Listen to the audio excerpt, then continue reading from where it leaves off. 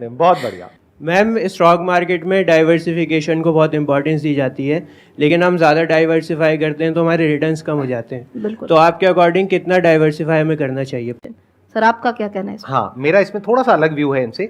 मैंने इनिशियली कई बार कोशिश करी स्टॉक मार्केट में कुछ करने की, पैसा आया भी, पैसा गया भी, लेकिन मैंने देखा कि मेरे में वो डिसिप्लिन नहीं है कि मैं उस पर स्टिक रह सकूं, क्योंकि कभी ज्यादा हो जाता है, कभी कम हो जाता है, बिल्कुल। और अपना जो असली काम है करने वाला, वहां से ध्यान हट जाता है।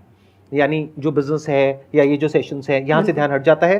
तो मैं स्टॉक मार्केट से पर्सनली पूरी तरह से बाहर हूं। मैं क्या करता हूं, एक तो इंडेक्स फंड में इन्वेस्ट करता हूं, दूसरा I am bullish on the mid cap sector.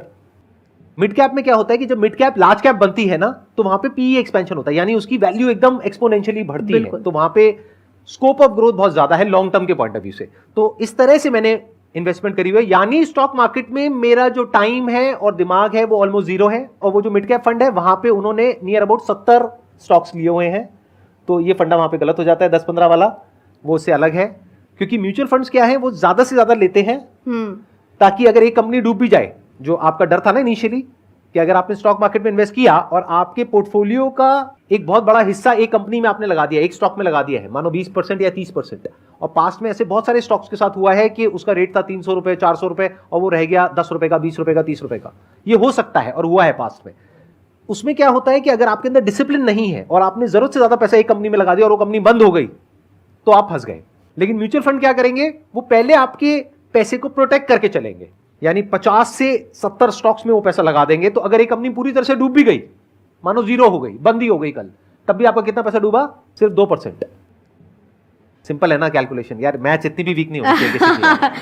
मतलब 50 स्टॉक्स हैं, उसमें अगर पैसा लगा दिया है उस म्यूचुअल फंड ने और एक कंपनी बंद भी हो गई है, तो कितना परसेंट पैसा टूटा आपका? तो 2% पैसा ही तो टूटा आपका। अगर वो जीरो भी हो गया तो म्यूचुअल फंड आपके पैसे को प्रोटेक्ट करके चलता है। बट मानो आप इंडिविजुअली स्टॉक में इन्वेस्ट कर रहे हो और ये दो कंपनीज आपको इतनी पसंद आ गई, आपने कहा यार ये तो बहुत ही बढ़िया है, चल मैं इन्हीं दोनों कंपनीज में अपना सारा पैसा लगा देता हूं। और ऐसा होता है जब आप अपने माइंड को स्टडी करोगे ना, ग्रीड ऑफ फियर से ऑपरेट करता है सारा जो खेल है। तो आप कहोगे इन दो में लगा देता हूं, और दोनों कंपनीज बंद हो गई, तो अब आपका 100 रुपए कितना हो गया? जीरो। तो इसलिए मैंने क्या चूज किया है अपने लिए, मैं बिल्कुल दिमाग नहीं लगाता हूं, जो प्रोफेशनल है उनके ऊपर छोड़ दिया है।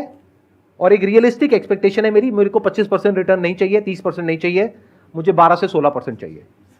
तो मुझे पता